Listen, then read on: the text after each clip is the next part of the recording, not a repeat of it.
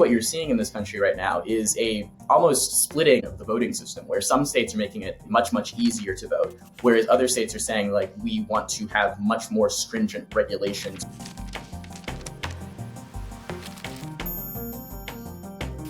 In 39 states, for instance, you've seen legislation proposed that would expand voter ID requirements. In 9, you've seen legislation proposed that would allow state legislatures to invalidate or change the electoral counts. The way that they reduced some of the wait times, for instance, that you're allowed to stand in line, or banning the passing out of snacks and water in line, those were particularly egregious policies that people had a strong reaction to.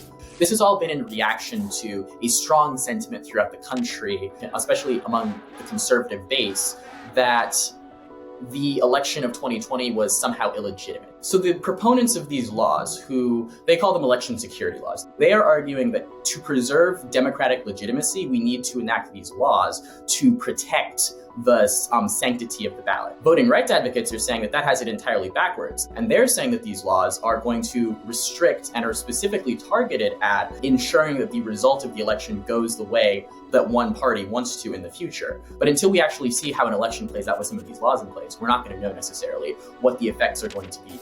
What we've seen with these laws isn't necessarily that they are saying, no, we don't want minority communities to vote, or no, we don't want urbanites to vote. But the practical result of a situation where you say every county is only allowed to have a certain number of ballot drop boxes. For instance, I'm thinking right now of Maricopa County in Arizona or Fulton County in Georgia. If you reduce that number, you are effectively making it harder for urban Americans to vote. You've seen, for instance, cases where you're still allowed to register with a gun license, but you're not allowed to register with a student license. And that's something that voting rights advocates have been very much pushing on, and arguing that certain provisions in these laws, while they might not make it impossible for large swaths of the population to vote, a lot of elections in America are won on the margins. And if you make it harder for a marginal group of people to vote, then you can really transform the face of this country.